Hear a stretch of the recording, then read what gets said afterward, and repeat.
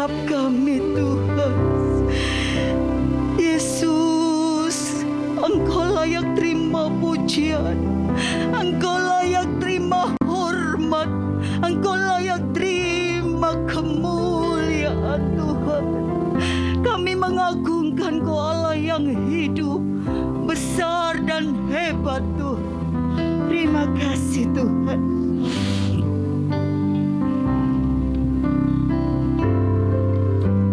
Ya Tuhan, punya mula kebesaran dan kejayaan.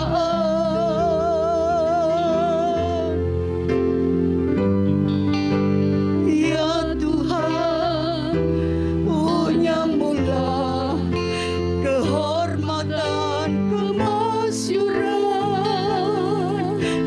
dan keagungan.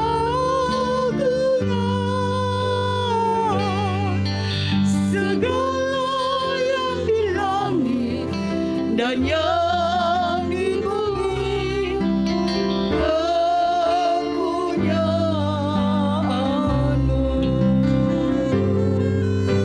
Ya Tuhan, punya mula kebesaran dan kejayaan.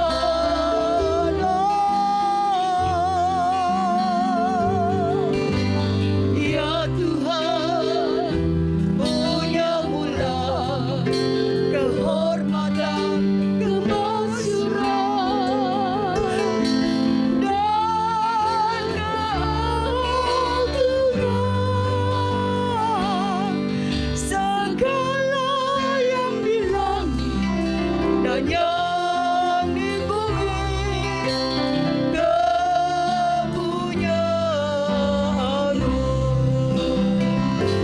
Hosana bagi Sang Raja, Hosana di tempat yang maha tinggi.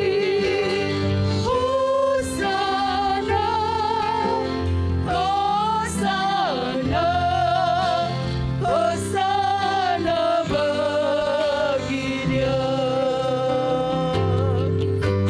Ya Tuhan, punya mula kebesaran dan kejayaan. Haleluya. Ya Tuhan, punya mula kehormatan, kemasyuran, dan keagungan.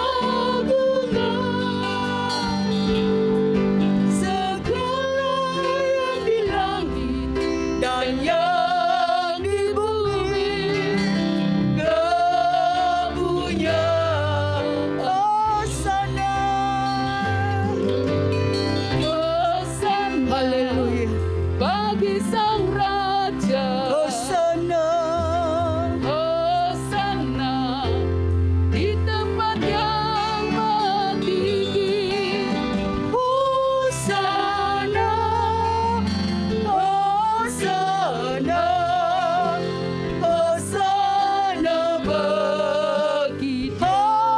Hosana, Hosana bagi Sang Katakan Hosana. Hosana di tempat yang maha tinggi. Hosana, Hosana, Hosana bagi Dia. Hosana bagi Dia. Hosana bagi Dia. Hosana bagi Dia. Haleluya. Haleluya. Hosana bagi Raja yang mulia. Amin.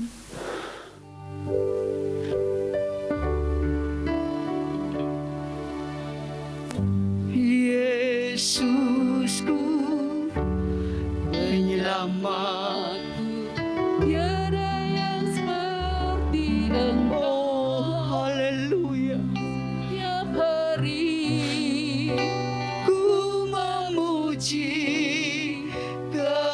keajaiban kasih-Mu.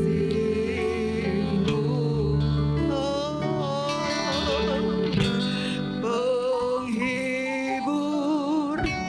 pelindung, menara kekuatan, Dialah semua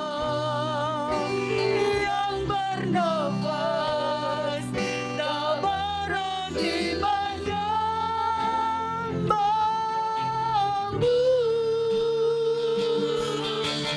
Nyanyi dan bersoraklah bagi Dia, pujian, hormat, kuasa bagi Raja. Gunung tunduk, laut bergelora, mendengar nama-Mu. Ku bersuka atas perbuatan-Mu, ya Rabba, menyatu kasih. Oh haleluya, tiada janji seperti yang ada padamu. Haleluya, Yesusku, penyelamatku, tiada yang seperti Engkau. Setiap hari ku memuji keajaiban-Mu. Haleluya, haleluya. Penghibur, pelindung, menara kekuatan, Dialah semua yang bernafas, tak berhenti menyembah-Mu.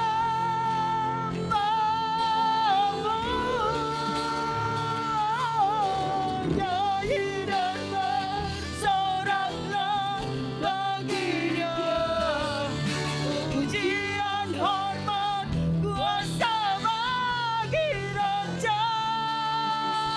Gunung tunduk, laut bergelora, mendengar nama-Mu.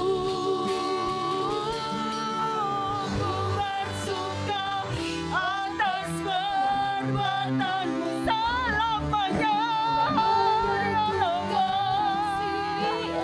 Haleluya, tiada janji seperti yang ada padamu.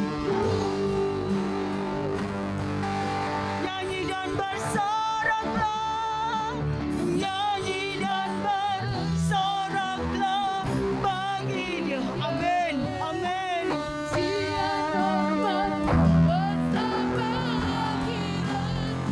Gunung tunduk, laut bergelora, mendengar nama-Mu.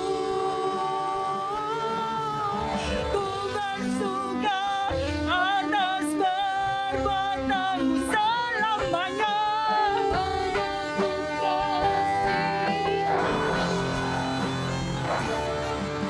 Tiada janji seperti yang ada padamu. Tiada janji seperti yang ada padamu. Tiada janji seperti yang ada padamu.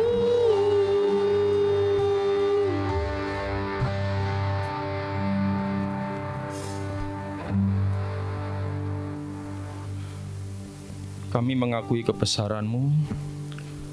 Kami mensyukuri kasih Tuhan yang luar biasa, sehingga kami mempercayai bahwa janji-janji Tuhan itu pasti nyata dalam hidup kami.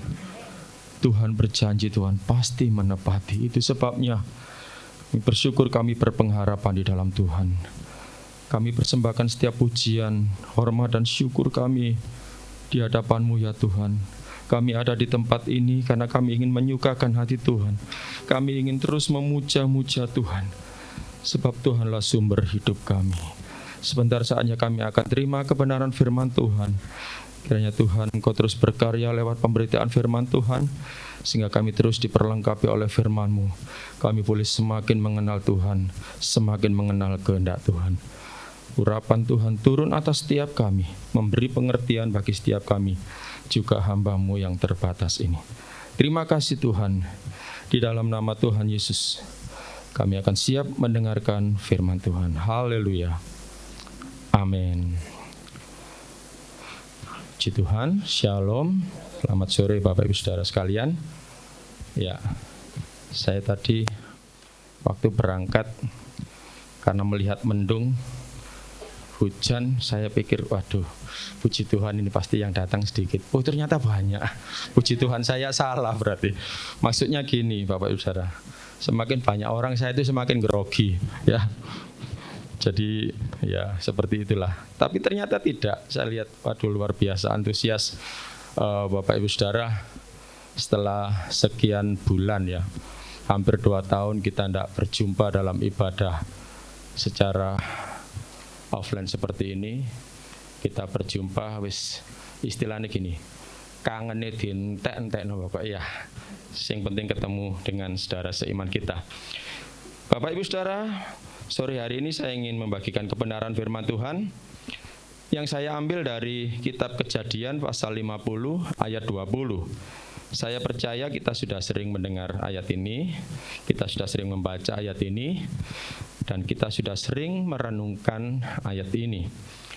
Ya, sekali lagi untuk kesekian kalinya kita baca ayat ini, kita dengarkan, renungkan ayat ini supaya ayat ini lebih jadi berkat buat kita. Kejadian pasal 50 ayat yang ke-20. Memang kamu telah mereka-rekakan yang jahat terhadap aku, tetapi Allah telah mereka-rekakannya untuk kebaikan, dengan maksud melakukan seperti yang terjadi sekarang ini, yakni memelihara hidup suatu bangsa yang besar. Bapak Ibu Saudara, saya akan berikan judul untuk renungan firman Tuhan sore hari ini, kedaulatan Allah di tengah krisis atau masalah, gitu ya. Sebagai orang percaya, kita harus yakin bahwa di dunia ini tidak ada yang kebetulan. Amin.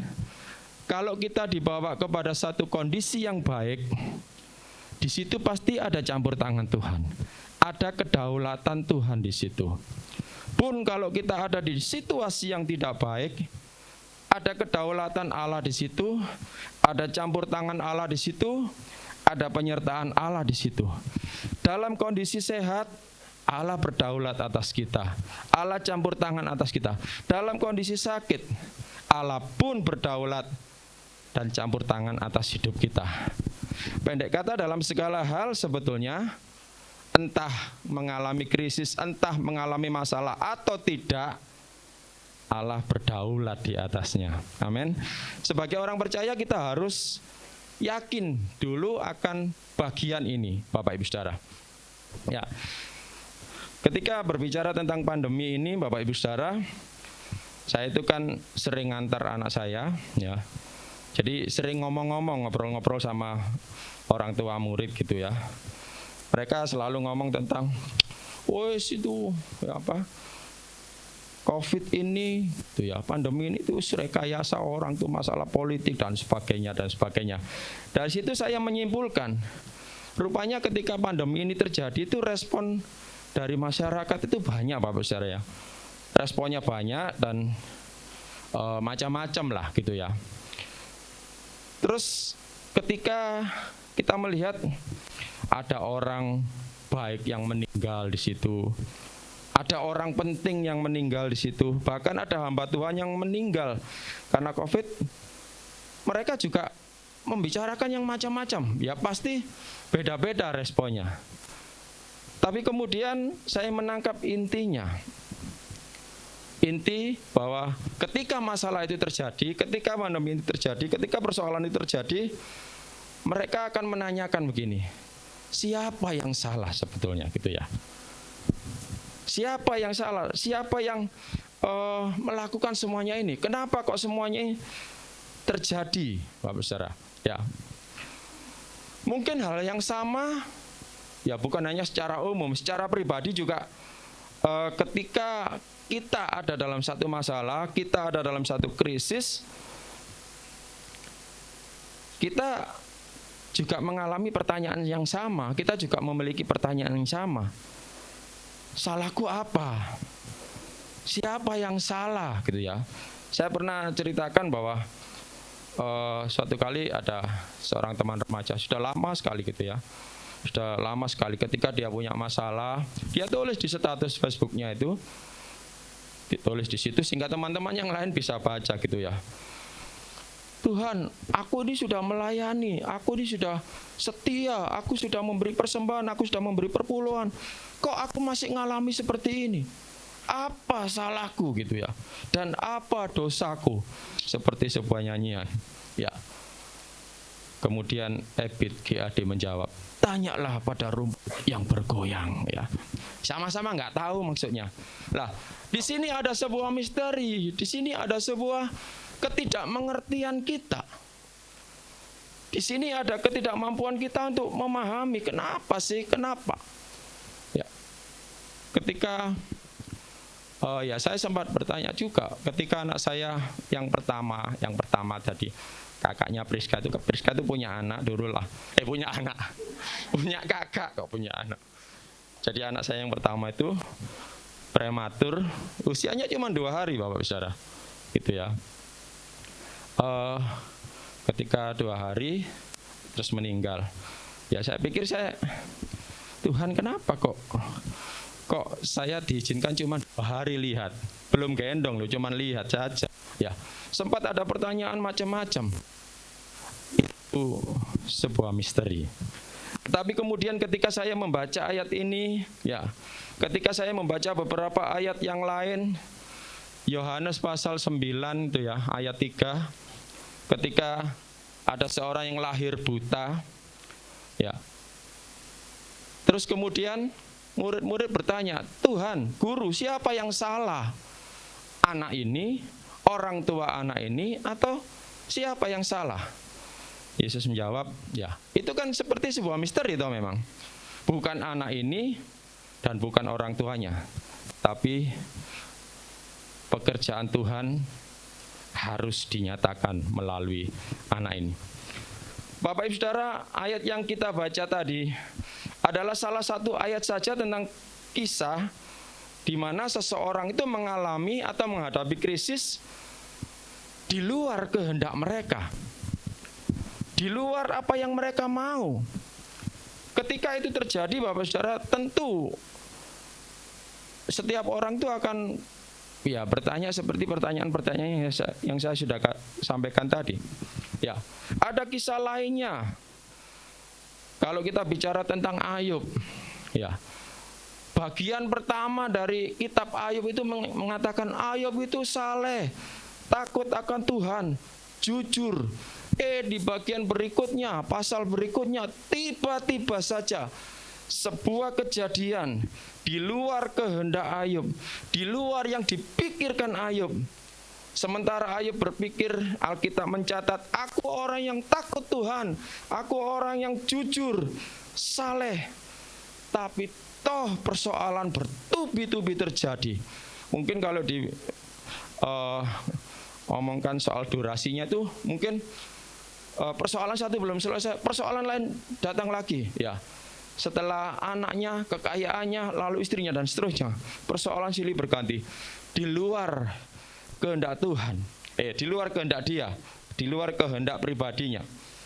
Kisah yang lain lagi, kalau bicara tentang Daniel, Sadrak, Mesak, Abednego, apa yang mereka alami itu di luar kehendak mereka, Bapak Ibu Saudara.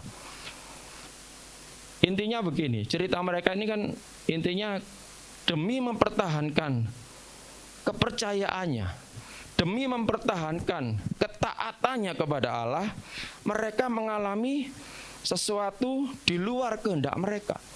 Mengalami masalah, mengalami tantangan, mengalami ancaman. Ya. Contoh perjanjian baru, Paulus juga mengalami seperti itu. Demi memberitakan Injil, Paulus harus menderita. Bapak Ibu Saudara, kalau kita mau merenungkan cerita-cerita ini, kisah-kisah ini, pada intinya menjelaskan tentang masalah yang terjadi di luar kehendak mereka, tapi itu diizinkan oleh Allah. Sekali lagi, ada apa, mengapa ya itu bisa terjadi? Saya percaya ketika kita melihat dari terang firman Tuhan, ketika kita melihatnya secara kerohanian, secara iman kita, maka tentu di balik semua masalah itu pasti ada maksud Allah yang indah. Mungkin kalimat ini sederhana, tapi bagian ini penting untuk kita renungkan, Bapak Saudara. Yang menjadi persoalannya adalah bagaimana kita menyikapi situasi yang seperti ini. Saya nggak tahu apa ketika pandemi ini terjadi, Bapak Saudara mengalami dampaknya. Entah keluarga Bapak Saudara ada yang mengalami kena COVID lalu meninggal, atau mungkin usaha Bapak Ibu Saudara, atau mungkin yang lain-lainnya. Ya, kita yang tadinya suka misalnya rekreasi, akhirnya enggak bisa rekreasi. Ya, itu masalah juga. Ya, beberapa oma-oma kan setiap kali ketemu, bosen aku nang omah terus, bosen aku di penjara. Ya kayak di penjara gitu ya. Gak oleh metu mbek anakku. Itu kan sebuah masalah juga, Pak Saudara. Kebosanan, kejenuhan ya.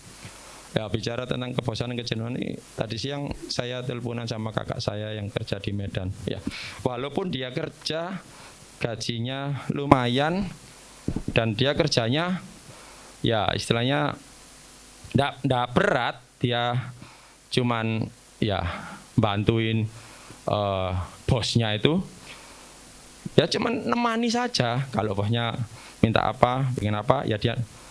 Tapi bosennya minta ampun katanya gitu. Jadi kebosanan itu ternyata sebuah masalah juga. Nah, Bapak Saudara ya.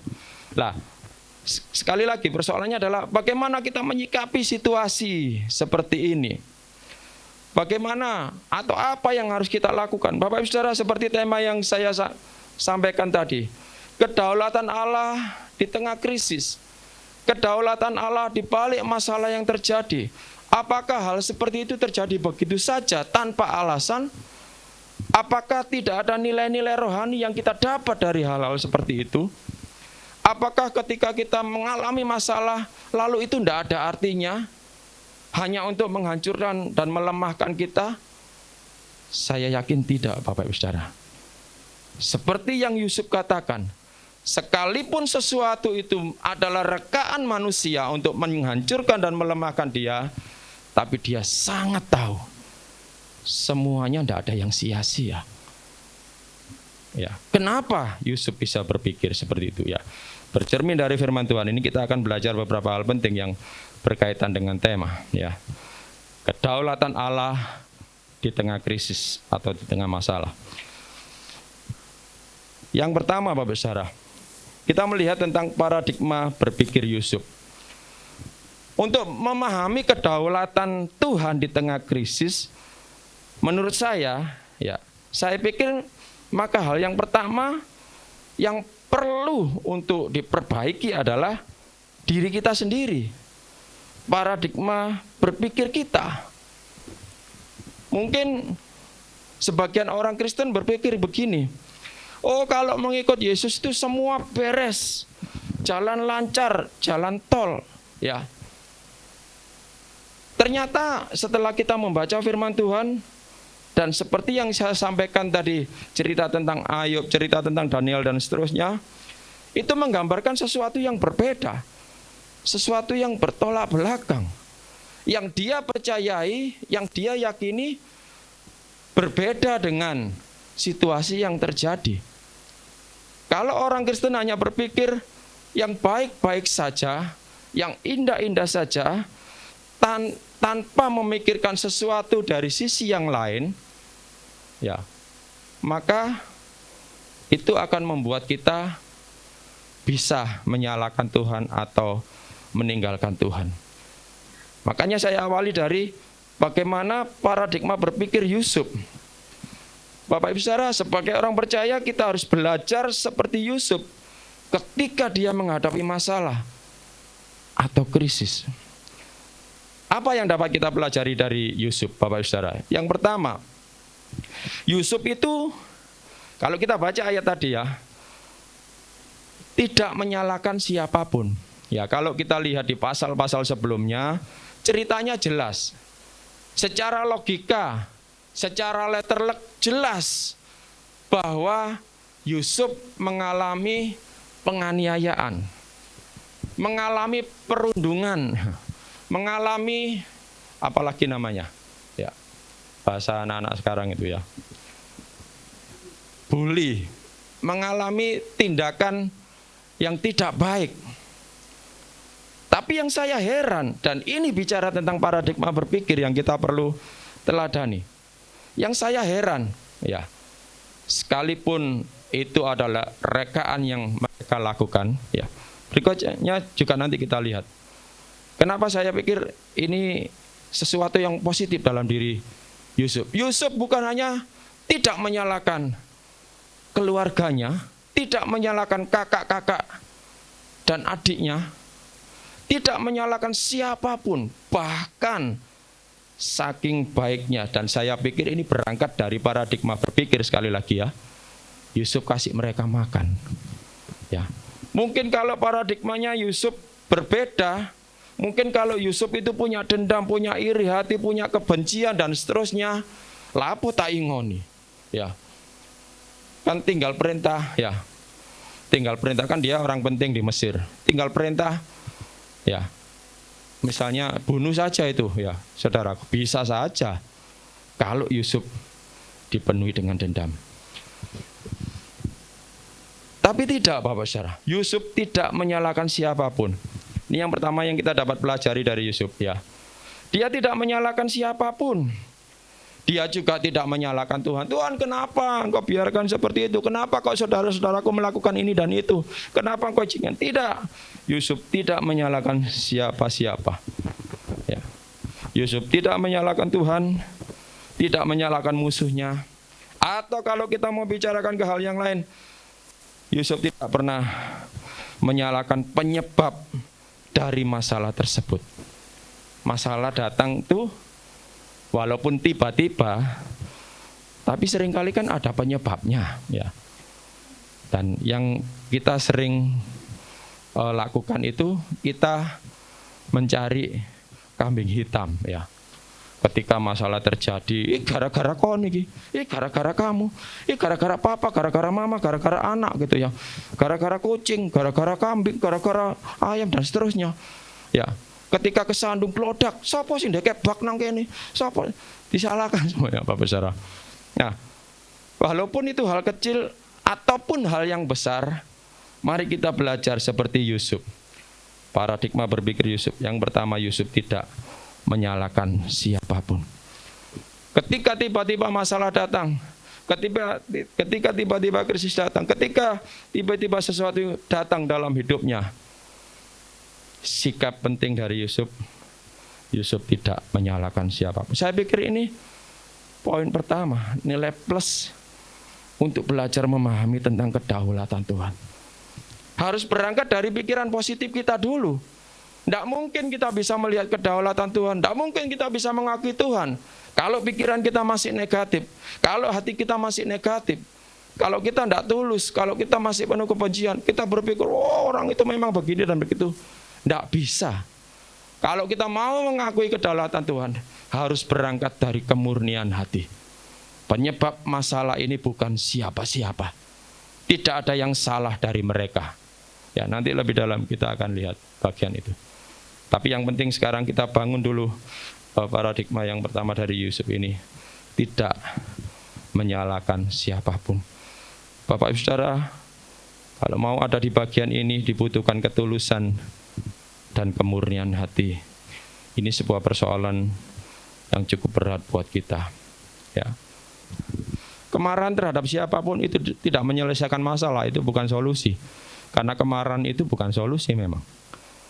Kalau kemudian kita mengatur langkah, mengatur sikap, dan sebagainya, membenahi, itu boleh.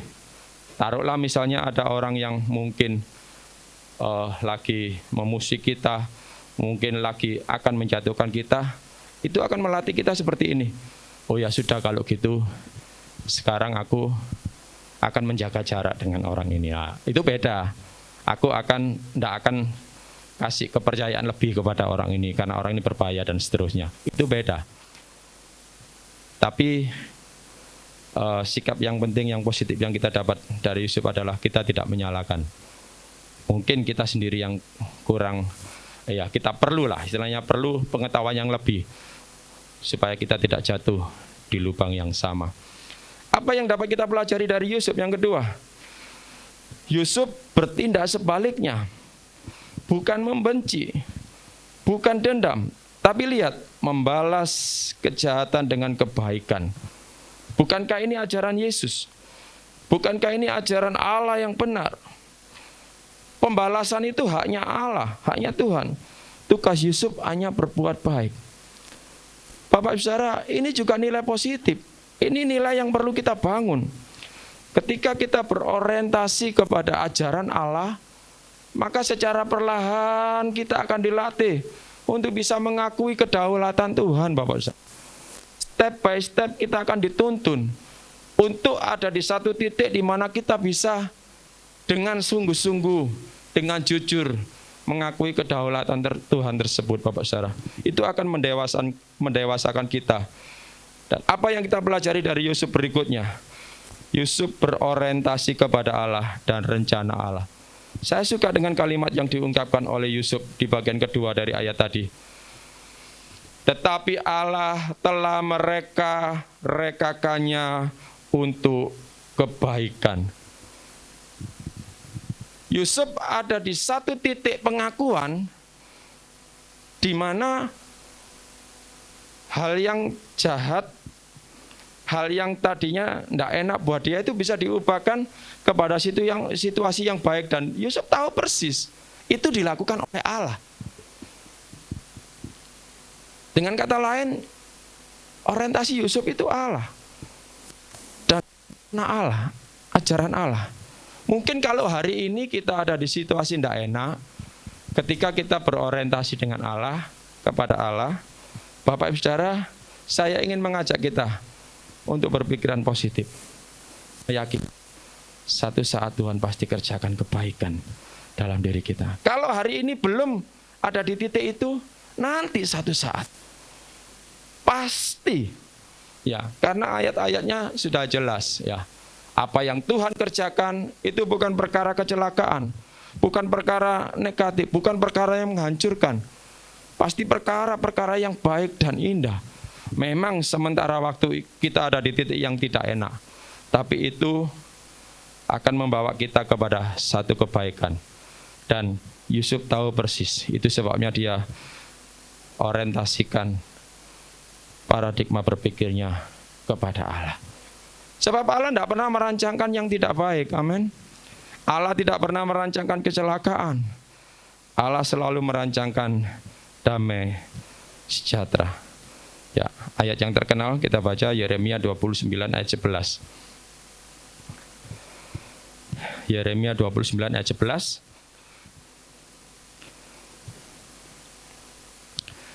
Sebab aku ini mengetahui rancangan-rancangan apa yang ada padaku mengenai kamu. Demikianlah firman Tuhan, yaitu rancangan damai sejahtera dan bukan rancangan kecelakaan, untuk memberikan kepadamu hari depan yang penuh harapan. Bapak Ibu, seberapa kita meyakini ayat ini? Seberapa sering kita mengungkapkan bagian ini dalam doa-doa kita ketika kita ada dalam situasi sulit? Seberapa sering kita mengimani bagian ayat ini? Lihat, Tuhan tahu rancangan-rancangan tentang kita. Ya, Tuhan punya rancangan-rancangan itu. Dan yang paling penting rancangannya itu adalah rancangan damai sejahtera, rancangan yang penuh pengharapan. Artinya apa? Kalau ayat ini jadi satu tema buat kita, itu artinya kalau saat ini kita mengalami sesuatu yang tidak baik, ini ternyata hanya sebuah pelajaran saja, ya, hanya sebuah instrumen untuk kita latihan saja, ya. Saya merenungkan, ya, Tante pernah bilang begini, hidup ini seperti gladi bersih, ya. Saya coba ngerenung-renung bahkan apa sih maksudnya Tante gladi bersih itu, ya. Saya coba mikir-mikir gitu, oh iya gladi bersih itu gini Pak Besara. Kalau misalnya mau hari H nih ya, gladi bersih, ya. Yang saya tahu, ya gladi bersih itu kan harus seperti yang ada, seperti tampil. Tapi bisa enggak orang masih melakukan kesalahan di situ? Bisa. Nah, kalau salah diulangi, ya. Salah lagi diulangi lagi, masih gladi bersih. Sudah waktunya, ya.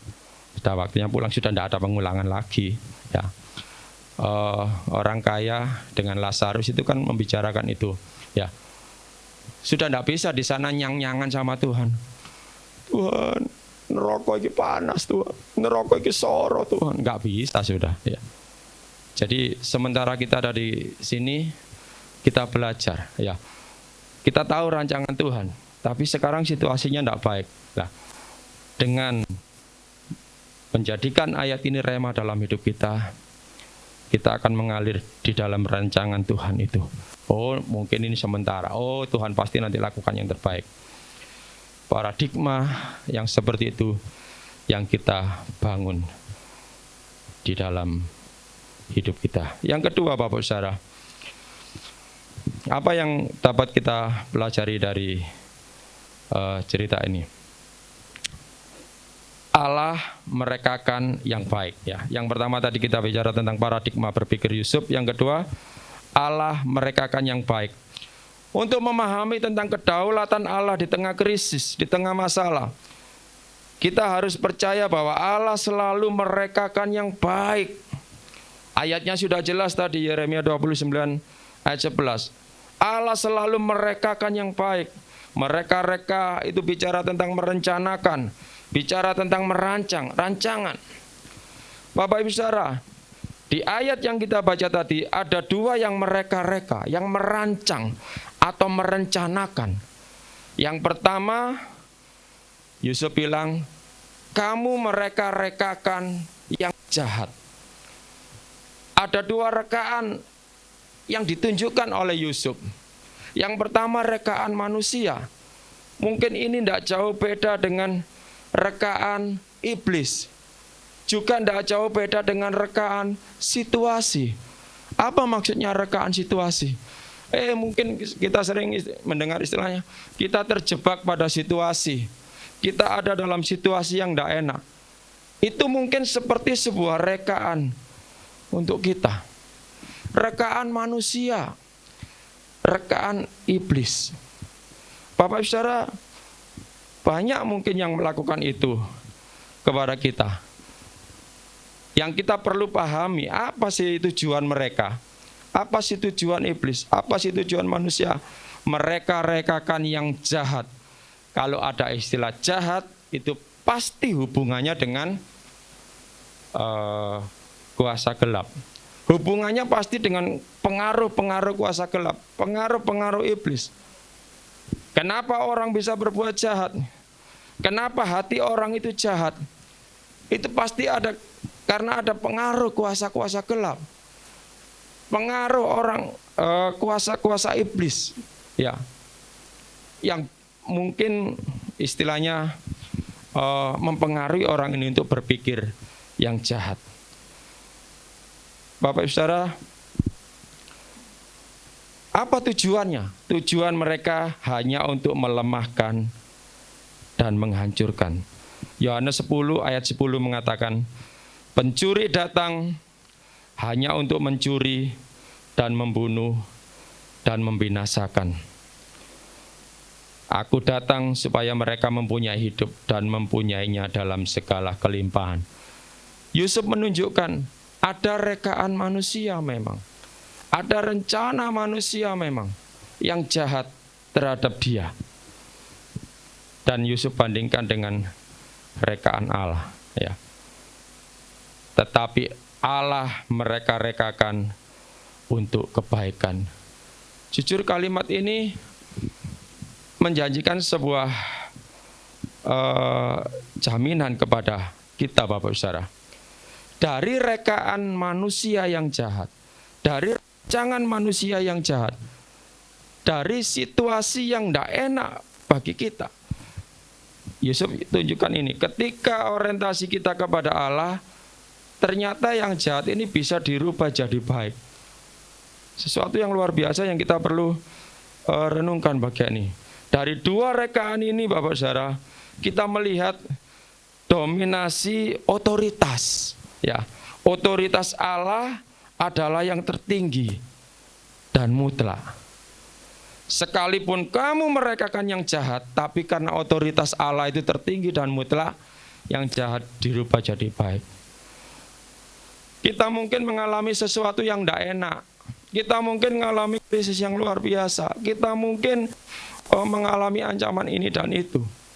Tapi ketika orientasi kita kepada Allah, lihat otoritas yang tertinggi ini, kedaulatan Allah ini bisa mengubah yang tidak baik ini jadi baik. Ya tentu itu tidak bim salah bim Bapak Saudara ya. Dalam proses, dalam kaitannya itu pasti ada prosesnya. Ya, sekali lagi ketika kita dibawa pada situasi seperti ini,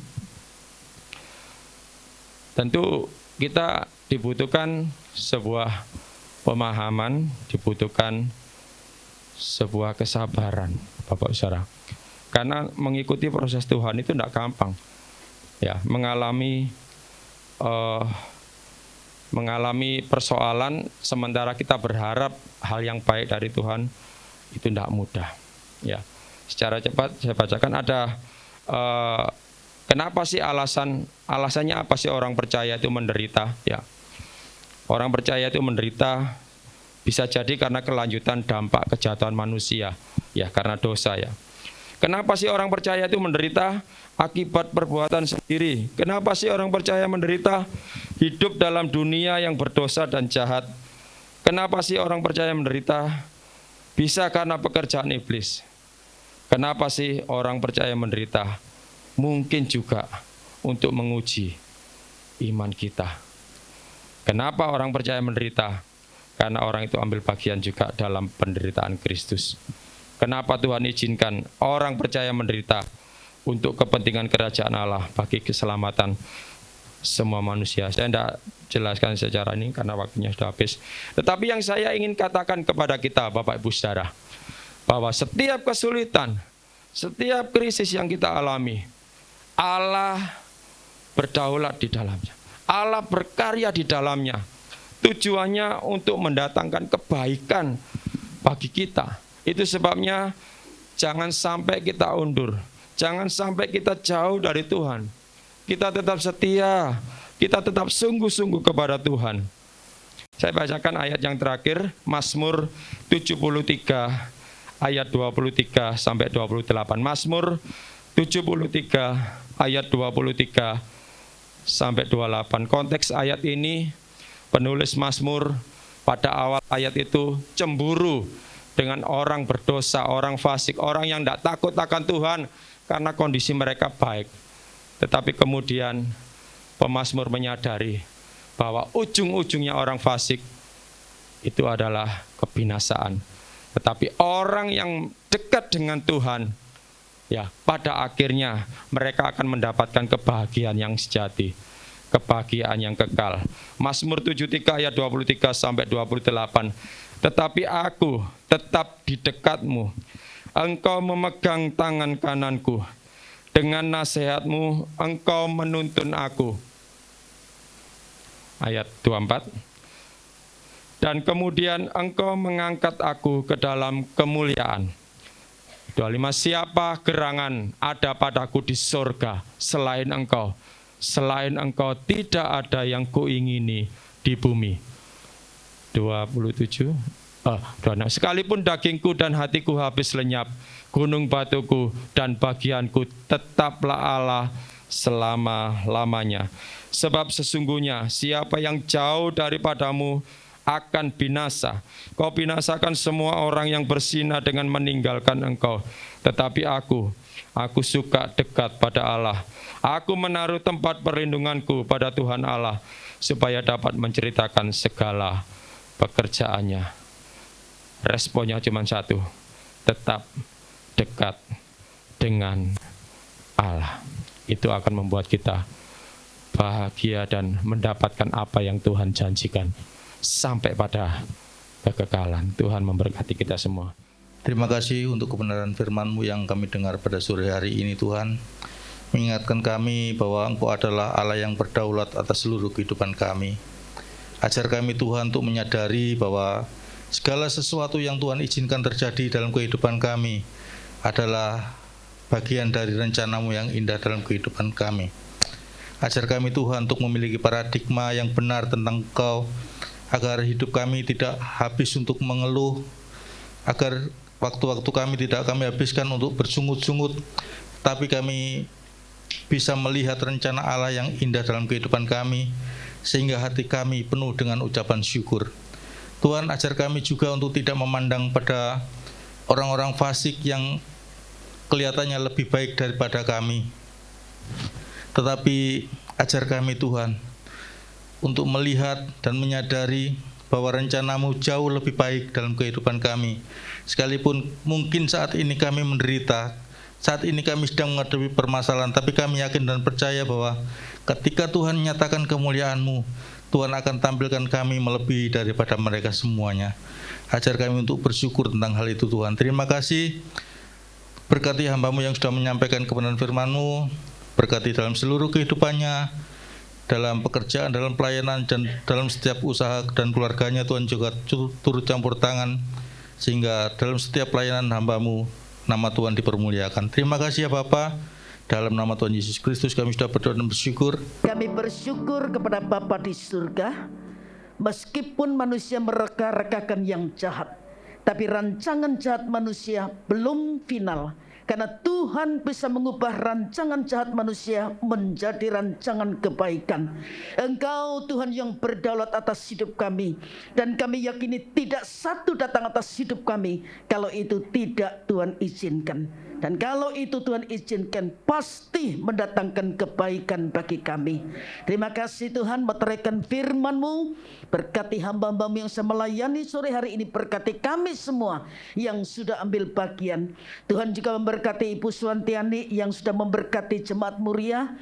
Tuhan sumber segala berkat, memberkati kembali dengan berkat yang berkelimpahan.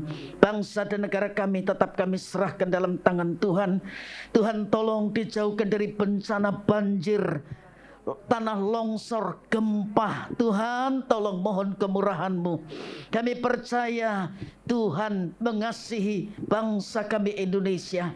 Tuhan mengasihi negara kami Indonesia. Dan kami menyerahkan Bapak Presiden, Wakil Presiden ke dalam tangan Tuhan. Pejabat yang berwenang untuk mengatur Tuhan supaya Jakarta tidak mengalami banjir besar. Terima kasih Tuhan. Sebentar kami akan pulang meninggalkan tempat ini. Perlindungan Tuhan sepanjang perjalanan kami mohon. Dijauhkan kami dari orang-orang berniat jahat. Dan bungkus kami dalam kuasa darah-Mu. Sebelum kami melangkah meninggalkan tempat ini, dengan iman kami angkat tangan kami untuk menerima berkat daripada Tuhan. Tuhan memberkati engkau dan Tuhan melindungi engkau. Tuhan menyinari engkau dengan wajah-Nya dan memberi engkau kasih karunia. Tuhan menghadapkan wajah-Nya kepadamu dan memberi engkau damai sejahtera. Turun dan tinggal atas kami dan keluarga kami. Berkat yang terbaik, berkat yang istimewa yang datang dari Bapa. kasih karunia dari Tuhan Yesus Kristus dalam persekutuan Roh-Nya yang kudus menyertai kami semua sore hari ini sampai Maranatha Tuhan Yesus datang kembali. Dan segala berkat ini kami terima dalam nama yang ajaib, yaitu nama Tuhan Yesus Kristus, yang diberkati bersama-sama berkata amin. Tuhan memberkati Bapak Ibu Saudara sekalian, selamat pulang.